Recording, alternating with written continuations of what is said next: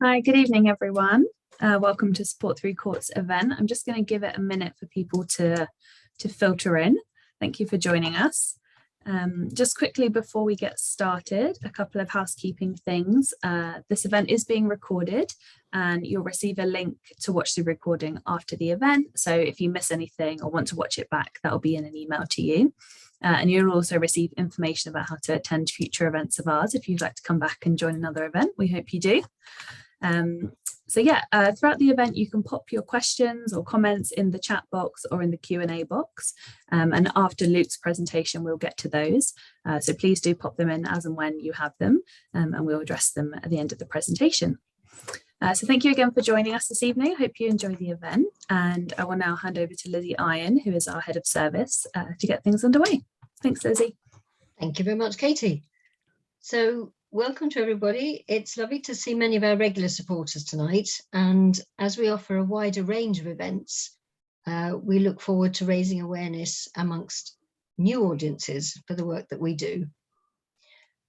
For anyone who is new, I'd just like to give a very brief overview of what our charity does.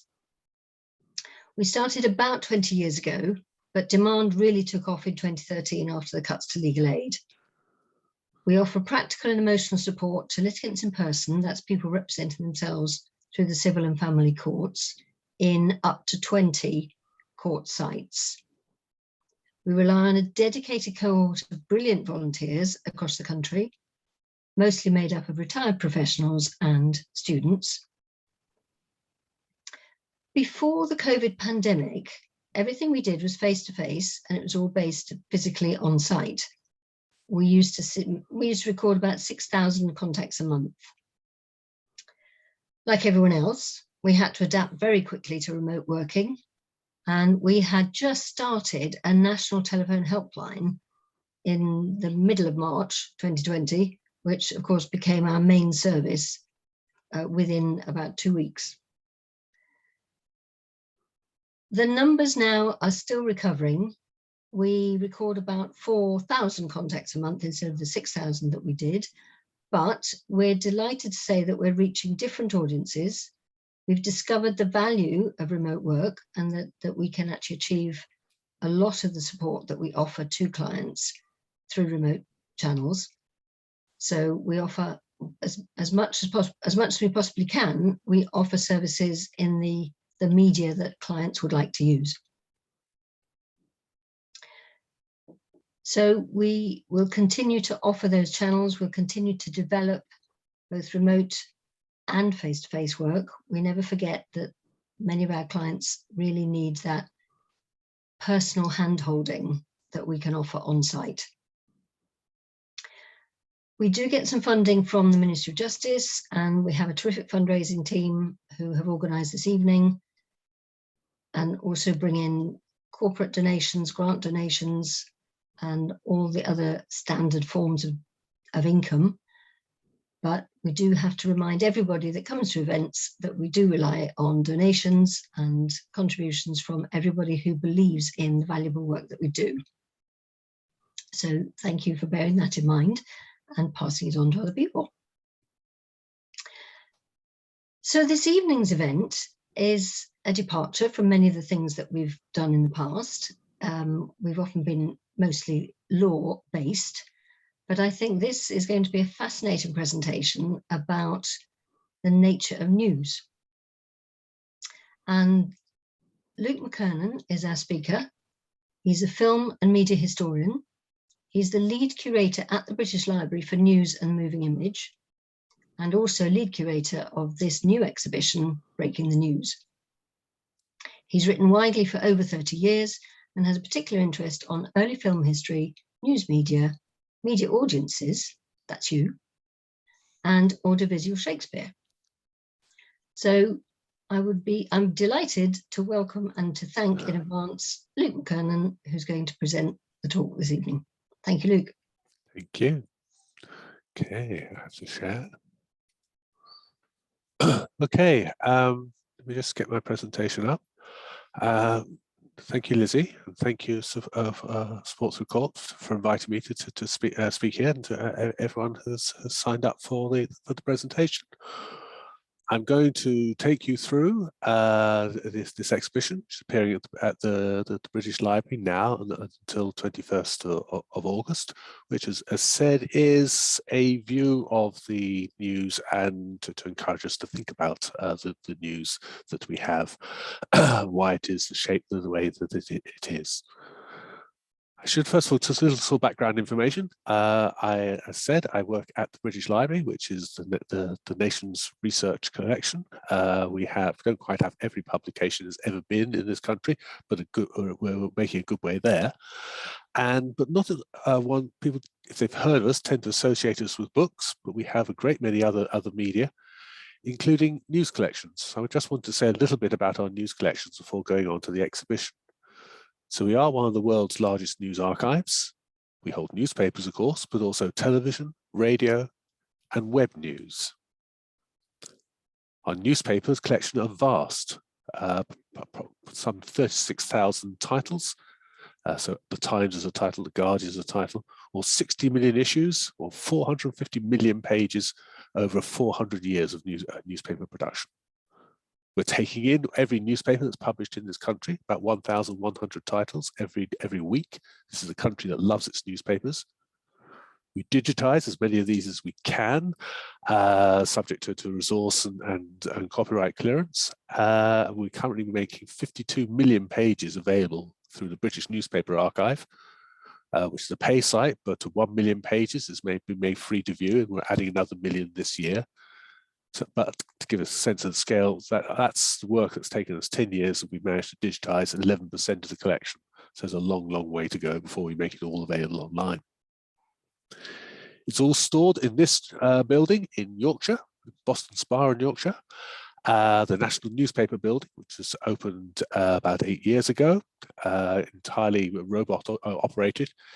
The ideal conditions for newspapers are not ideal for human beings. It has to be low oxygen, low humidity. It's a bit like being on top of Mount Everest, and about as capable to breathe in there as as being on top of Mount Everest. So it's operated entirely by machines, and all the newspapers are then sent down to researchers in London when they've requested them. As I said, we're also now collecting television news.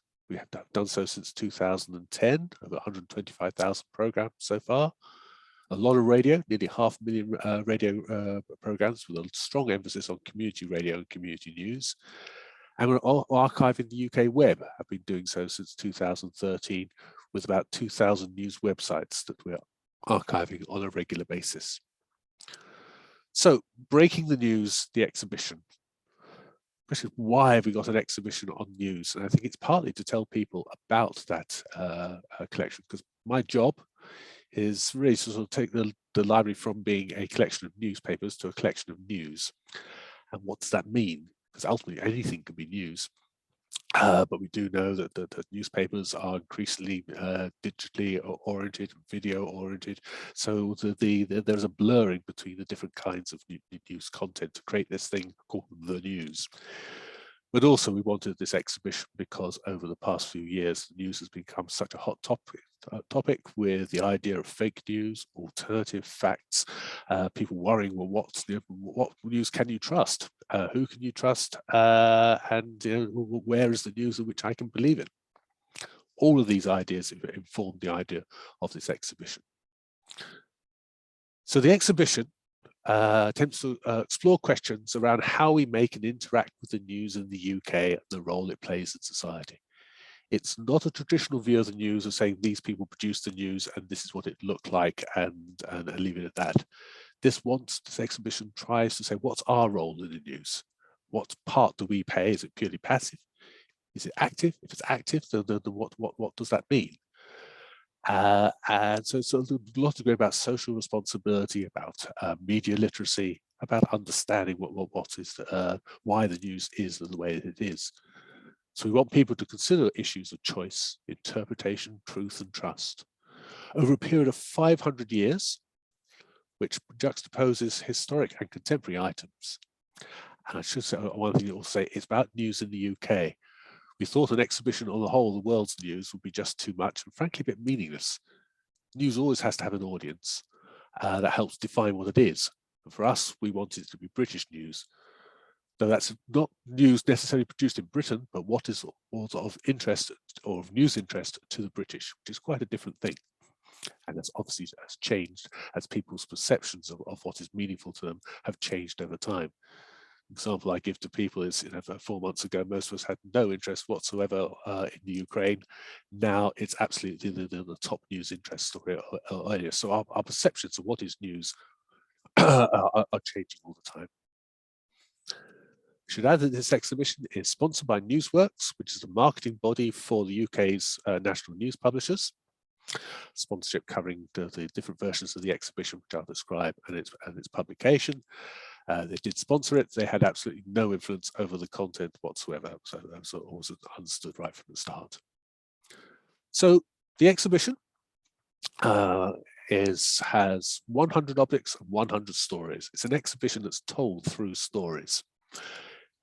It has newspapers, of course, but also news books, pamphlets, broadsides, newsreels, television, radio, websites, all the different forms in which news has been produced now and in the past.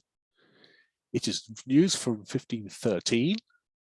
We'll be showing you our very earliest news publication to quite literally the present day. It is thematic, not chronological. You don't start with the oldest news publication and work your way to the present day. One of the things we wanted to do right from early on was to completely break up that traditional model and show news from the 21st century next door to news from the 16th century and see what had changed and what was common. And I think if you visit the exhibition, I hope you will, you should have the idea of walking through a news publication. That's how we try to design it, reporting on news from the last 500 years. So the exhibition is based around questions. I said we wanted to get the degree to which people were, to engage people in the news that's presented to them. So a good way to do that is around questions and to get people to think, what are some of the fundamentals that create the news, but also some of the dilemmas, because there are ideals and then there are actual practice if you want to get the right story out. So the 6 sections you can see are there. What makes an event news? What does a free press mean? What are the ethics behind the news? Can the news ever be objective? Where do we find the news? And then a final section called News Breakers. So I'm going to go through each of these sections and I'm going to describe some of the objects. I say I can't describe everything. So this is not a complete walkthrough through the exhibition.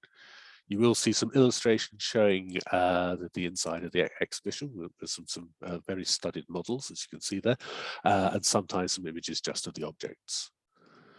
So to start off, we do ask the question, what makes an event news?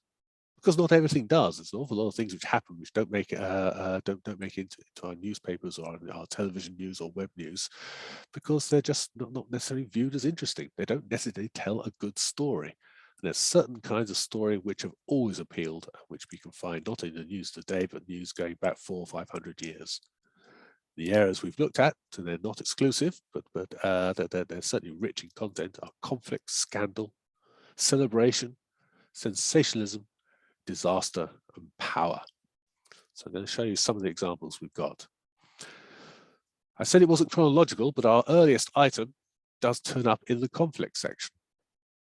On the left-hand side, and you can see illustrated large on the right, this is the news from 1513.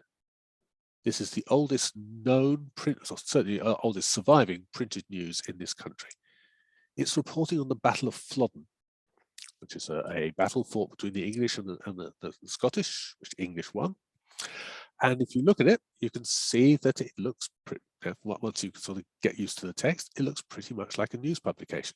It's got a title, it's got an illustration, then it goes on to tell you the story of what happened during the battle. It's not a newspaper. Newspapers hadn't been invented as yet, but they'll be coming up soon in my presentation. But it's definitely a news publication. We think with this one that it was probably distributed quite widely, because there were news services around this time, but they were serving private interests, the royal court, and so forth, and they will be handwritten reports. Something printed like this. And 1513, the printing press had only been around in Britain for about 30, 40 years. Something like this could have been shown or circulated really quite widely and read out in town squares or whatever for people to discover the news that way. Next door to it is a news report, or a news report of some kind from the same battle. It's a poem written by the poet John Skelton, 1513, and probably the earliest example of fake news because he gets the news wrong. He tells us that the Scottish king has been imprisoned, whereas in fact he had been killed. Also relating to conflict is our earliest newspaper.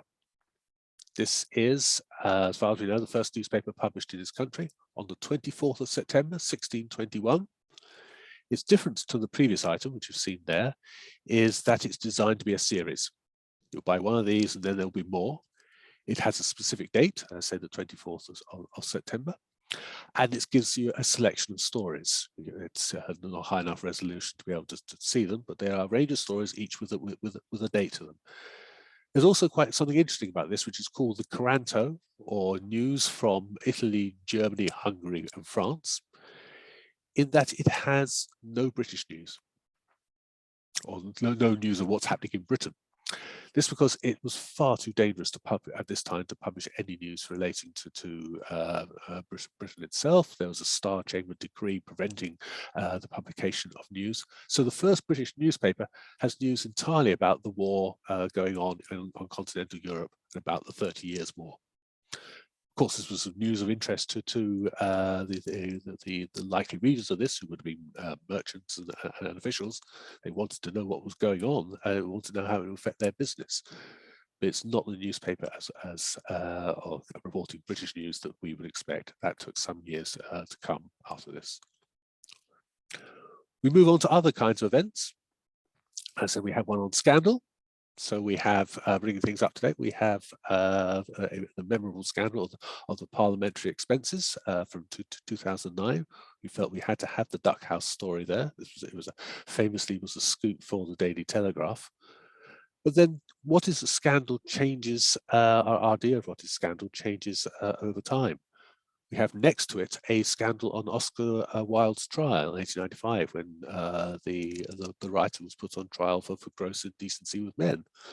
Now we might think it was a scandal that he was ever put on trial in the first place, but all news is relative to the audience and the mores of its particular time.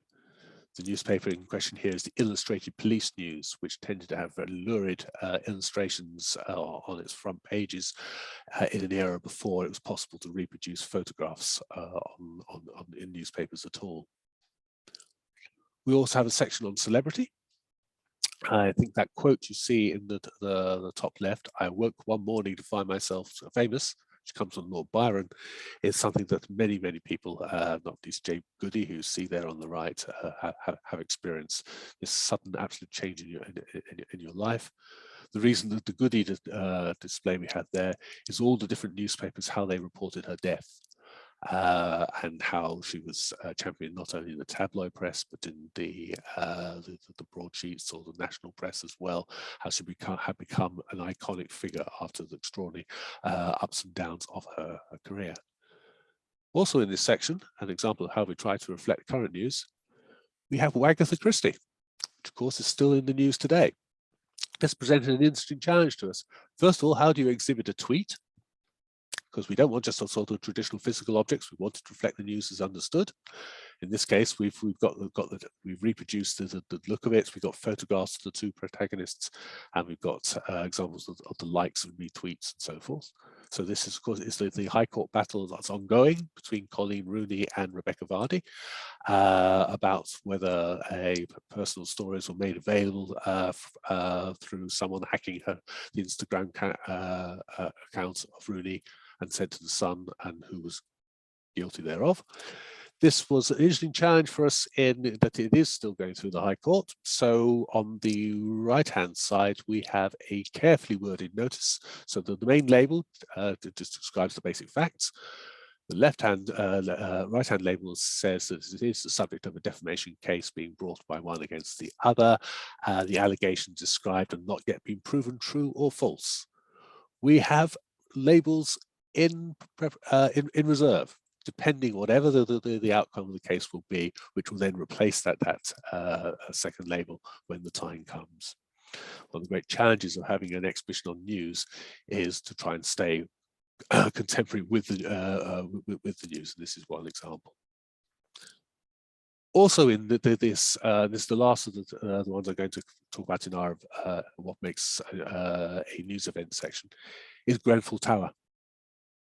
This is, of course, this was the tower in London, which, despite warning to the residents that it was a fire hazard, no until there was actual fire, and as we know, many people died. This is a very interesting challenge of just what makes up the news. So on the left-hand side is a now famous website, which we feature in the exhibition, from the Grenfell Action Group, which is saying unless something is done, then there will be a fire in Grenfell Tower. Is that news? It hasn't happened yet, so how on earth can you report on it? Yet the reaction thereafter makes you think, just why is the news shaped the way we are? On the right-hand side, there are a couple of frame grabs from a Al Jazeera documentary on the Grenfell Tower, which features some mobile phone footage of one of the residents haranguing Jon Snow from Channel 4. You can see the words there. You didn't come here when people were telling you that the building was unsafe. That is not newsworthy. You come here when people die. And that's an extraordinarily powerful and thought-provoking critique of the news is shaped, and why the news is shaped the way it is. Is it just to report aftermath? Does it have a social function? Is that Grenfell Action blog post news after all? We don't say one way or another, but we're pleased to have it in the exhibition. The next section is, what does a free press mean? This is something that's greatly valued, of course, as part of the pillars of British society, and news produced without fear or favour. But what does that mean in reality? In this section, we look at various ways in how the news in Britain has been suppressed or censored, and how various people have fought to get their voices heard. One particularly powerful example under suppression, where people have suppressed the news, are these two extraordinary news publications from Guernsey. On the left-hand side, dated from 1940, is the regional newspaper Guernsey Evening Press, and the first issue was published after the island had been occupied by German forces. As you can see there, orders of the commandant of the German forces in occupation of the island of Guernsey, which then tells people how they should and should not behave. Anyone disobeying these commands will be shot. The rest of the newspaper is banal and obvious. There's an advert at the top for the Home Circle Library with a little notice saying business as usual. So there's this mundaneness, and yet the newspaper has been taken over by an occupying force. But that wasn't the only news that was available to the islanders. On the right-hand side is a clandestine news service produced by any form of news from outside Guernsey was banned by the occupying forces, but that did not stop the people behind the Guernsey Underground News Service. So there's an example of it on the right. What they would do is that they would transcribe BBC news broadcasts from the radio, and all wireless and radios were banned, so this was done entirely in secret. Reproduce these exactly, print them on tomato packing paper. You know, Guernsey, you'll know it's full of tomatoes, and then they would distribute these secretly. Amazingly, Guns, as it was known, was kept going for 2 or 3 years until the people behind it were betrayed by a whistleblower of some sort. The newspaper was halted. 5 people involved in its production and distribution were sent to prisons in Germany, where 2 died. It's nothing more poignant and but also uplifting if you have a belief in the power of news, in seeing a news story for which people were prepared to die. Another form of suppression is making sure that the wrong people don't read your newspapers. Throughout the 18th and into the 19th century, there was a tax on newspapers called the stamp tax, popularly called the stamp tax, where there was an extra fee that had to be paid to publish the news, essentially to price out the working classes from reading the news. There were several radical newspapers that refused to pay this tax, faced imprisonment and so forth. But one publisher, George Berthold, had a interesting take on this. He reckoned that the legislation banning stamps on, insisting on a stamp on a newspaper applied only to paper. So he produced his newspaper on cloth. So Berthold's political handkerchief was made on calico. There is an example. I think you can just see the cloth texture to it.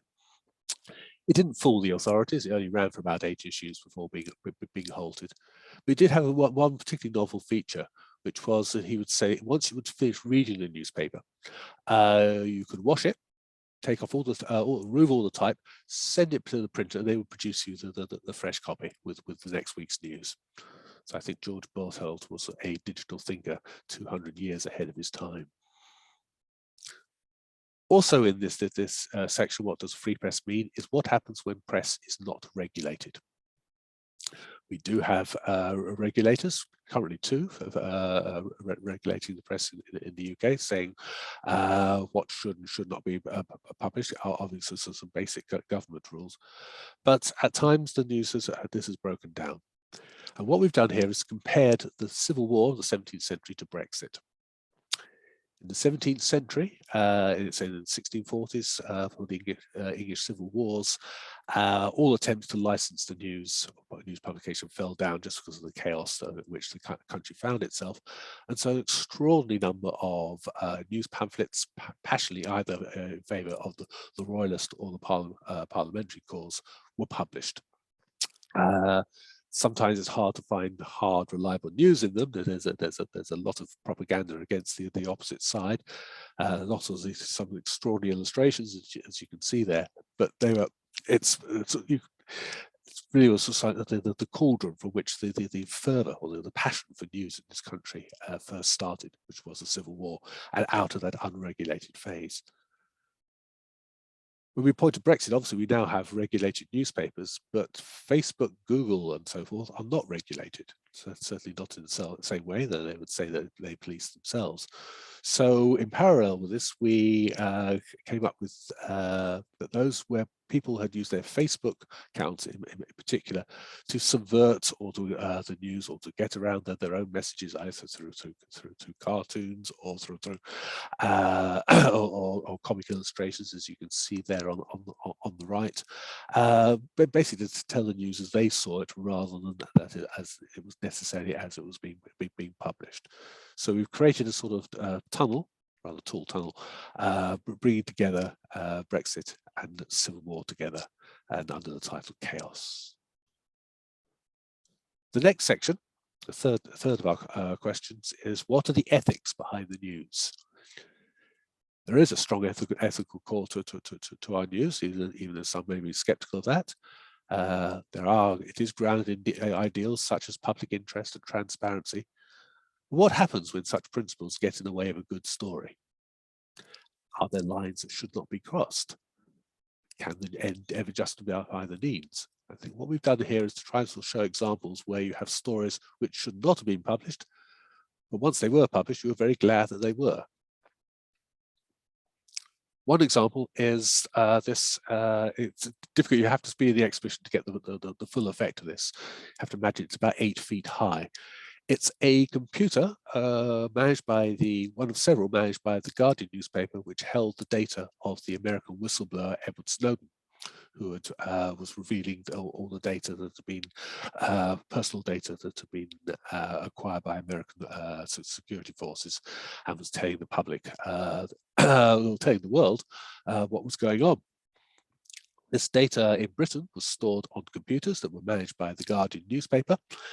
And GCHQ came to the Guardian offices and insisted that the computers be destroyed. Somewhat futilely, since the data was already out there, but form needed to be shown. So what we have here are the remaining parts of one of Edward Snowden's computers after it had been smashed with hammers by editors from The Guardian, with representatives from GCHQ looking on. And as I say, it's a sort of monument to futility of trying to keep out the news, but it is visually very striking. We have a section also in this ethics one under image. My apologies to anyone who may be upset with this image. There are 1 or 2 images in the exhibition that people do find upsetting. This is one, it's from 2015, became famous. It's the front page of The Independent, showing a child whose name was not known at the time of publication. It's now known to be Alan Kurdi, a Syrian refugee found drowned on the shores of Turkey. This image, although there are several images from the event, were offered to the British newspapers, all of whom turned it down, apart from The Independent, who decided it was too strong an image not to leave out. And of course, as you may remember, it was fundamental in changing people's opinion of what the of public and political action related to migration at that time. It changed hearts and minds. It therefore did a good thing, but many thought it never should have been published in the first place. This other example of ethical considerations is in a section we call Crossing the Line, and it's where journalists go too far. And you'll see a rare example on the left-hand side of the prison uniform of a journalist, or specifically the editor of a newspaper. And on the right-hand side, you can see that editor, W.T. Stead, wearing his prison uniform.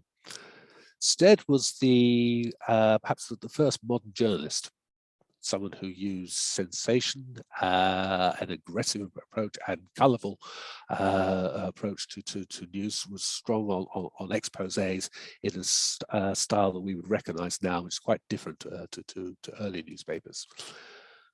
Stead's cause in 1888 was child prostitution. Sadly, it was rife in London at the time, and Stead decided to expose this through his newspaper, the Pall Mall Gazette. He did so extraordinarily by procuring a child. He did actually go and find a child, Eliza Armstrong, bought her from her parents with the oversight of the Salvation Army, one would say, simply to show how easily it could be done. He was quite rightly sent to prison. So there is his prison uniform, which is now preserved by the Salvation Army Museum. He carried on editing the newspaper while behind bars. He emerged completely unrepentant and with huge public support. The end of which was that the law was changed on the age of consent. So a good thing done from a criminal act. Again, something for all to think about the issues around that one. You'll see the article itself, a part of it ran over 4 issues, with the lurid title of The Maiden Tribute of Modern Babylon. Another section headed by question is, can the news ever be objective? This is probably an unanswerable question, since it depends on your view of objectivity and what is news to one person, what is news truth to the news truth to another. So it's precisely those dilemmas we're trying to illustrate, rather than to say that there is an objective news and all other news is by definition wrong. So it does ask questions of truth and trust. It is where we address fake news, alternative facts, and so forth. The procedures that are involved in verifying news, the sometimes thin line between public information and propaganda, and the use of language, which, as it says there, is never neutral. There's a lot in this section. I only can pick 1 or 2 items. Amongst the alternative facts, just to show we don't do anything that's too serious, we do have, that's always serious, we do have the story of Mary Toft, who newspapers reported in the 17th, 18th century, had given birth to rabbits. This was surprisingly taken seriously for quite some period of time, because the medical profession said it was possible. There was a folk belief at the time that a woman about to giving birth, whatever she might see when she was close to giving birth, would therefore influence the child. In this case, Mary Toft had seen rabbits. And there you can see on the right-hand side, there's her with rabbit and a extraordinary image of woman giving birth on the left-hand side, with many rabbits running across the floor. You may be surprised to learn that she was not telling the truth. She was eventually had to confess all. A little more seriously, we have a section I'm going to say we call persuasion. Apologies for the typo there. Where we have looked at various ways in which I say that's gradation from public information, where often the news takes a role in telling us alongside government what we should follow, down to outright propaganda. On the friendly side of this is the public information campaign that went around the coronavirus pandemic, to which we already referred. We have done been a bit playful with this one though, because we've got two messages. Firstly, there was, as you may remember, the Prime Minister speaking to us on television in March 2020, the most viewed television program in years. Some 27 million people watched it, telling us to stay home. It was a very effective message, easy, everyone could understand it. The news media was strongly behind it, so you could hardly tell which is public information, which is news program. But a few months later, we had another campaign, just stay alert. This was in May. And I can remember the extraordinary sort of going to how things get into an exhibition. I was going through to a newsagent at the time. There was a sort of break in lockdown, and saw this extraordinary display of every newspaper having exactly the same front page. Stay alert. It subsequently turned out to be that thanks to organisation between government bodies and the news industry itself, every newspaper in England had the same message. An extraordinary example of togetherness. It's part of a campaign called All Together. But also behind the scenes, things were not quite so rosy, because stay alert nobody was quite sure what on earth that actually meant. The other national administrations, Scotland and Wales, didn't agree with this, so none of their newspapers carried the front page. They all just had standard news. So the campaign was called All Together, but sadly, by the time of Stay Alert, All Together was no longer true. Also in this section, and I'd say that I had to, for reasons of time, had to leave out quite a lot, is the power of language, and particularly the power of the hashtag. We have in this section various examples of newspaper headlines and how influential they've been, and sometimes how damaging they've been in reporting or sensationally when moderation would have helped. In this case, we've looked at the Black Lives Matter movement and how a hashtag used on social media is breaking down the barriers that have traditionally existed around our idea of news and exposing news stories that are not otherwise been told. So the actual exhibition, the exhibit items are beneath that black and white design. They are Instagram posts published by people highlighting news stories about violence towards Black British people, which were not otherwise being reported in the press. Whether this is news or just highlighting the absence of news is probably a matter for discussion. But what the hashtag does is show how our communities, so news is defined by communities, but our communities are changing. Traditionally, the news has been shaped, or newspapers have been shaped around, they've been national or geographical or political interest. But in the social media world, we can shift identities, we can form new kinds of groups, alliances, and so forth, that frankly the traditional media can't keep up with. They have quite sort of a solid linear model that's very difficult to shift. Whereas the social media world, things can change in a second. Whether it's the future of news, I don't know, but I do know that news publications are very worried about this, but because they're losing their audiences and not yet able to they would argue, to respond to a change in understanding of what news is or isn't. We give people a rest from some of the hard questions with our last two sections. One is called "Where do we find the news?" If you, I can't show it. I haven't got pictures of it all. It's the most beautiful part of the exhibition. We asked our designers. We wanted to illustrate 500 years of how people have discovered the news through prints and paintings, video clips, and so forth. So starting in the 17th century with the town square, when news quite simply it was not being printed, so somebody would just announce what the latest news was, and then people would pass it on by word of mouth. To coffee houses, which from the mid 17th century onward became an important place where newspapers were available and where news would be discussed.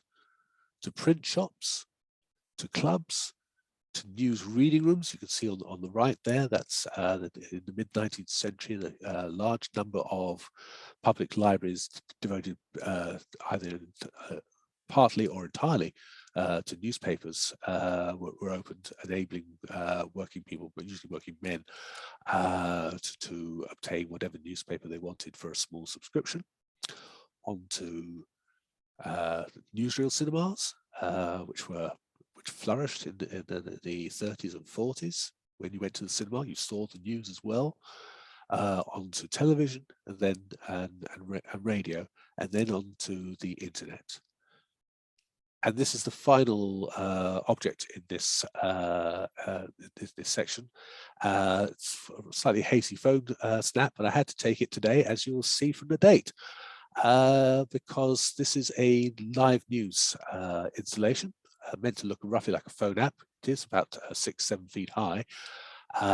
When you walk near it, a sensor picks up and starts delivering all the news that is coming into London at that time from across the globe. So you can see all the arrows from different parts of the globe all homing in on London, and underneath, a bit like a Twitter feed, you'll see a headline of each news story as it comes in, all taken from the Google News feed. So it's constantly feeding itself, and it means that the exhibition will always have the up-to-date news whenever you happen to visit the exhibition. The final section is meant to be uplifting. It's called Newsbreakers. It's difficult to get out exactly what the effect of it is, but when we first, it's a central room, and there's a video projection above it. It's a bit like if you've been on a railway station and you see the news being exhibited on a digital screen rapidly before you go off to catch a train. That's a bit what the effect of this is. And the exhibition is breaking the news, so these are newsbreakers. And what we've done, we've picked 8 people who have had a transformative effect on the news. It's meant to have partly to be lessons learned from the exhibition itself, saying that we have a role in the news. We may not all go out and produce our own news publication, but what we say and what we feel can be fed into to change the news. It's not a fixed object; it is always changing. And the 8 people or groups of people that we've chosen are not all necessarily journalists. I've got 4 of them here. So we've highlighted William Howard Russell, and so each one, there's a sort of mini biography and so some images from their career. William Howard Russell was perhaps the greatest of all journalists, a traditional news historian would say. He was a reporter for the Times, a war reporter who sent out to the Crimean War in the mid-1850s and told the truth. He told that the British Army was incompetent, that many people were dying of cholera. His war reports encouraged Florence Nightingale to set up the modern nursing movement, and eventually brought down the government. Next to him, we have Mo Amin, Kenyan photojournalist who, with Michael Burke, the BBC reporter, reported on the Ethiopian famine in 1984. those who were there, I can remember seeing this footage for the first time. You have to realize how indifferent people were to images of suffering in Africa at that time. You just had seen so many, but there was all feeling had gone. There was something in Amin's footage that utterly changed the world. Firstly, through Bob Geldof, the musician, watching the program and setting up the Live Aid charity, and then the world version of that. And for a while, the hearts of the world changed. To Doreen Lawrence, not a journalist, but someone who, following the killing of the racist killing of her son in the 1990s, has campaigned endlessly and effectively for a better news media, a more conscience-driven, more aware of those stories that may not get reported, and how the responsibility that the news media must have, particularly on issues related to race. To perhaps the single most influential person in news today, positive, I think we've set aside Vladimir Putin for the time being, Greta Thunberg. It could be argued that the leading news story of our time, and for the next few years, is going to be climate change. And I think there's been many people who have been behind this, not just Greta Thunberg, but just a teenager from Sweden who just wanted to speak out and defend the world as she saw it, has been so powerful. I think in a pantheon of people who have really changed the news, her name deserves to be up near the top. So that's the exhibition. As I say, it's at our St Pancras site in London. There's much more to the exhibition. There's things I couldn't show because of space, technology, and copyright. But I should say there's also a touring version of it, much smaller. But we've reproduced some panels with digital objects from the collection and made these available to over 40 libraries across the UK. This tour started in February. I say it's a tour, it's all appearing in all the different libraries all at the same time. It carries on until August. It focuses on events, freedom of the press, objectivity, and the newsbreakers. And the libraries who are participating have been invited to add their own content, as well, either from their collections or for working with local news media bodies. So it's the broad questions we've had for the London exhibition can therefore be seen to apply regionally or across the whole of the UK. It's been organised by a body called the Living Knowledge Network, which the British Library coordinates, which is trying to get UK libraries to work productively together. We have an exhibition events program. It's been underway since September of last year. You can see assorted famous faces there who've been taking part, I think, in talks, lectures, discussions, special on-site events, some on-site, some online. There is a publication. Modestly, I'll say I was co-editor of this. It's very reasonably priced, and I would strongly recommend it to anybody. There's not much on the bookshelves. It is a general history of British news. So I think we're quite excited to put this one together. It is based on the exhibition, but takes discussion and illustration far way beyond that which just features in the exhibition. Any exhibition has many people behind it, from organisers to designers to technicians. But I will just mention the curatorial team, because there were 5 people involved in this, of which I was just one: Beth Gaskell, Stephen Lester, Maddie Smith, and Tamara Tubb. And that is Breaking the News. Thank you. Thank you, Peter. Sorry, Luke. I'm sure you'll agree. Sorry, we had a question in from Peter, hence why that name was in my mind. That's a first. I've not been a Peter before. I'm sure everyone will agree with me that was a really interesting run through of the exhibition, and that the exhibition looks absolutely amazing, and I hope everyone will get down and see it if they can. As I said, please do put your questions in the Q&A box. And just while they're coming in, Luke, just to ask you, what's your personal highlight of the exhibition or your favorite item? Or I most realised interesting about 2 or 3 of my favourites I didn't actually show in the exhibition, which is I like. I can't show everything. I like a section we've got called Celebration in the events thing, which is when the news celebrates with its audience for just to when it's news at its happiest. And we've got sort of 3 items in that, one of which is sort of local, national, and global. So we have a celebration of Black British boxers in the 19th century, and where you sort of get a sense of a change in society you find in sporting press, which you don't find in the national press. The Paralympic Games, where we have a fantastic presentation of reproduction of the Daily Mail or the Mail Online's celebration of the opening ceremony, which is photographically absolutely dazzling. But also the Channel 4 programme, The Last Leg, which started off as a comedy series, but it is a fabulous news programme at the same time, reporting on disability issues, but also just on the general news as well. And it's just a model example for me of how you can blur the lines between what you understand is news. And then it ends with the moon landing and the whole world cheers along. Most of the world cheers along. Amazing. Great. We've got a question from Peter, hence why I called you Peter before.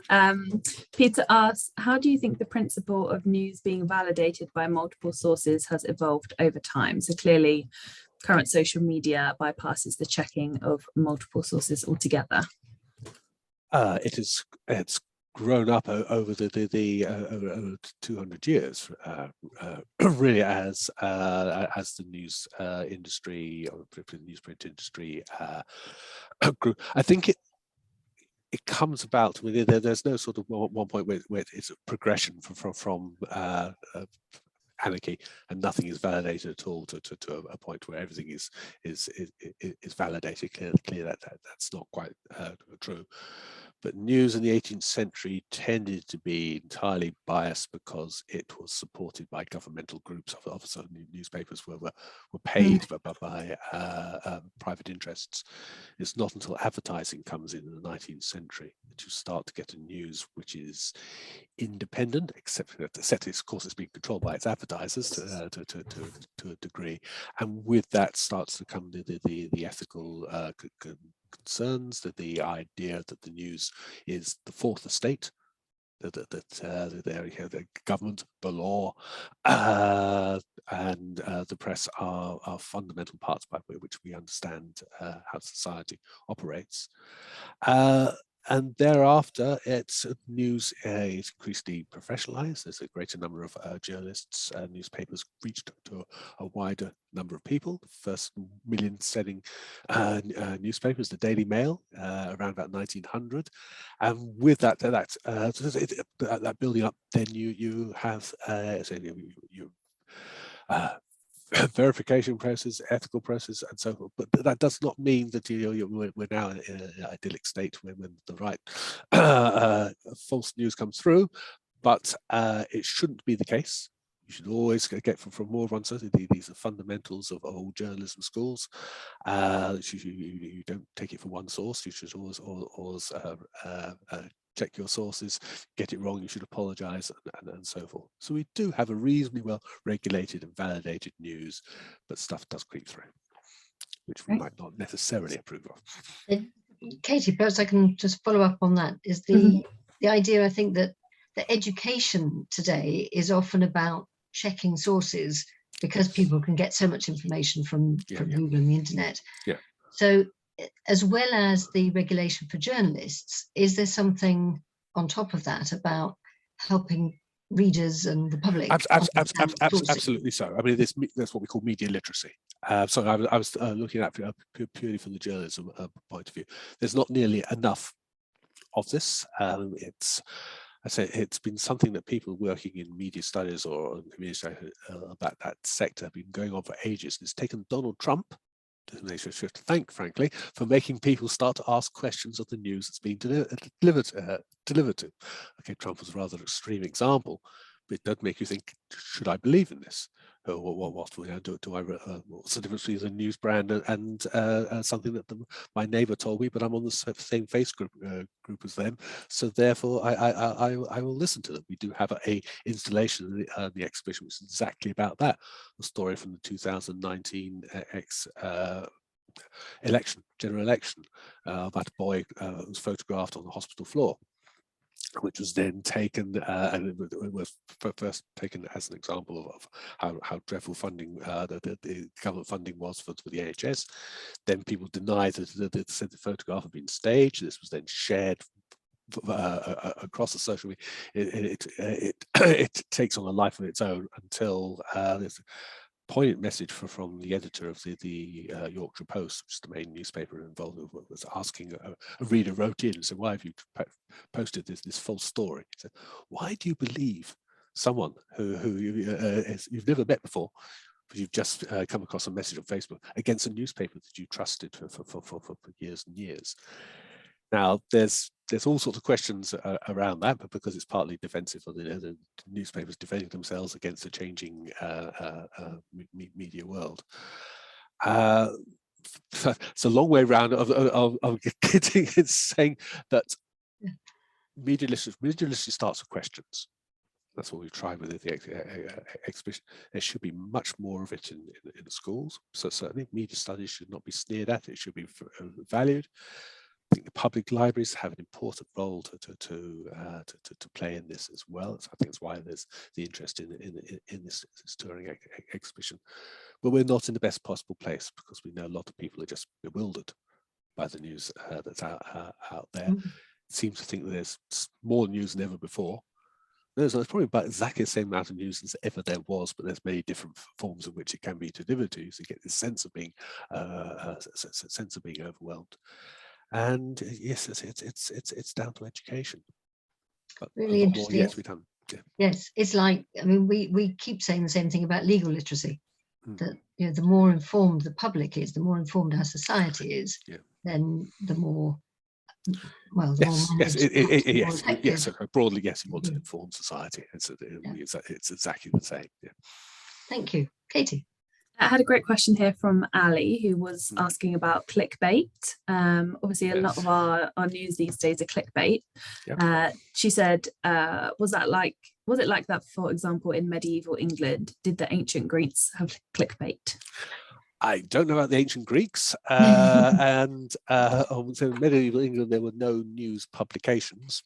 So well, it depends where you find medieval England. The printing press comes into this country in the late 15th century, and the first newspapers appear in the early 1620s.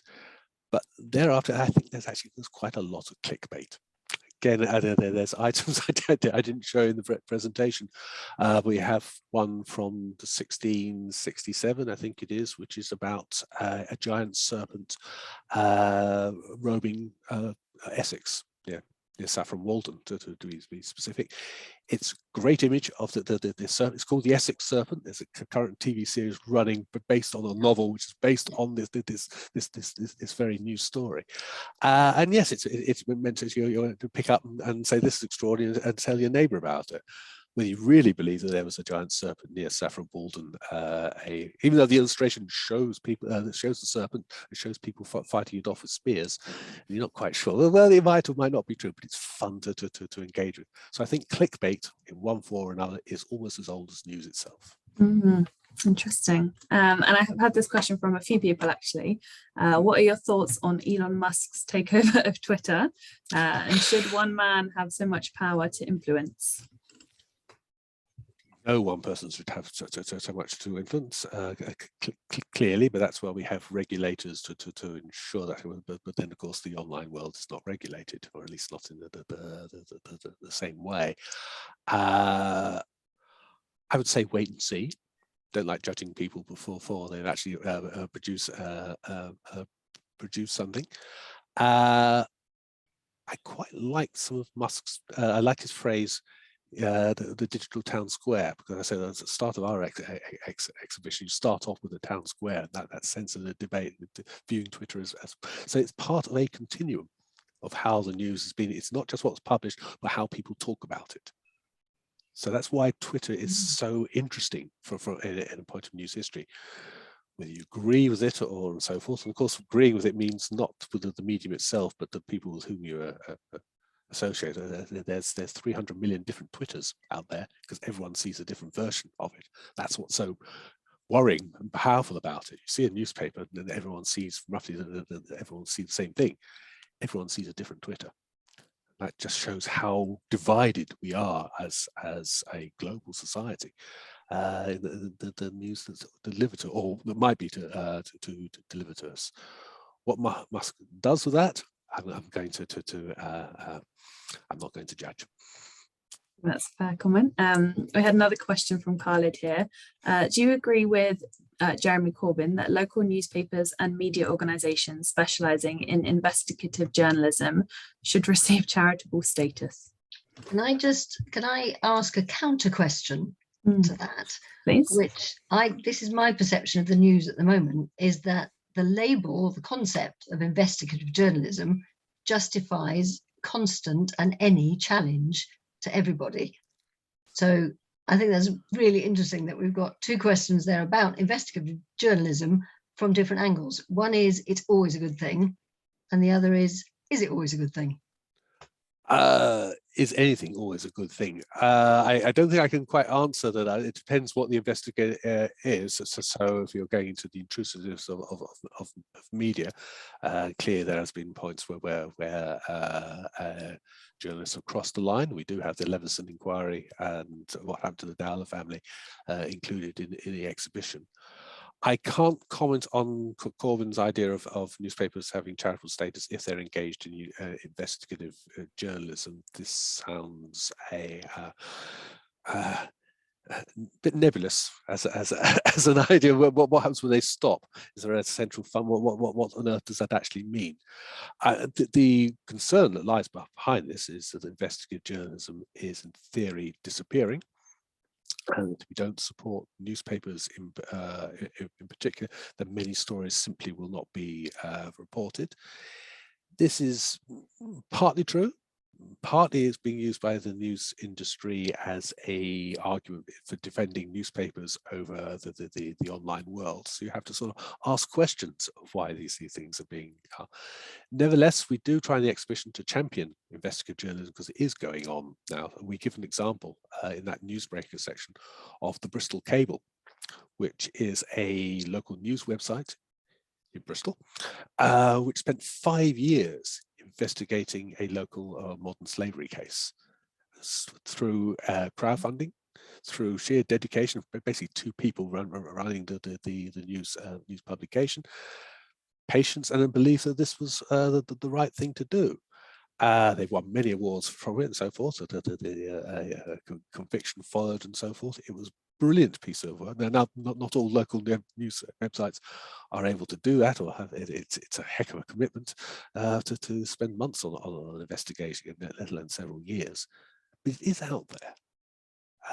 We also give examples of the work that Carol Cadwallader is doing for the Guardian Observer in investigating the digital world using digital tools, and how she exposed Cambridge Analytica, but also the Sunday Times' Insight team, which has been going on for 50 or more years now, with extraordinarily long investigative campaigns, which sometimes take years. One we highlight is the Midlife case, which took about 5 years to expose that this morning after pill had caused deformities and where the guilt lie, and then just as many years to get compensation for the victims. You read that story, and you'll want to be a journalist. It's okay. That's got News UK behind it. You do need money, but I don't think it's an entirely bad. Okay, because if there's a case that you want to report, journalists worth their salt would go out and report it. Thank you. I think that's all the questions we've had in, but if anyone has any other questions, I would encourage you to go and visit the exhibition, get your questions answered. Yes. That would be great. Just one more, Katie. Okay. I was watching the Fergal Keane documentary last week, Yes, where yes. he's Oh, talked about his own PTSD. Yes. What toll do you think journalism can take on correspondence? A colossal toll.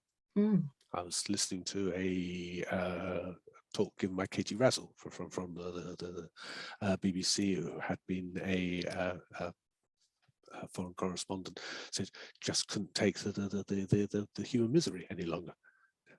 And now as an arts reporter, so it's like had escaped those huge fines through arts reporting. There are still the social issues coming through. So I think it does put a huge toll on them.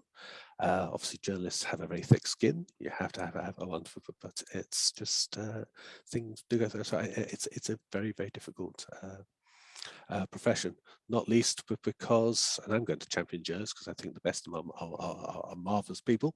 I'm so glad that we have the news that we have. I'd love it to be better. I'm glad it's there. I don't want to be a society where we don't have news at all. But it's I forget where I forget where that sentence is going. So it was too long. Right. Thank you, Luke. Lizzie, over to you. Thank you. Well, Luke, thank you very much for that. I think it was a fascinating taste of the exhibition, and obviously your interest in presenting to us this evening is to get us to come and see it.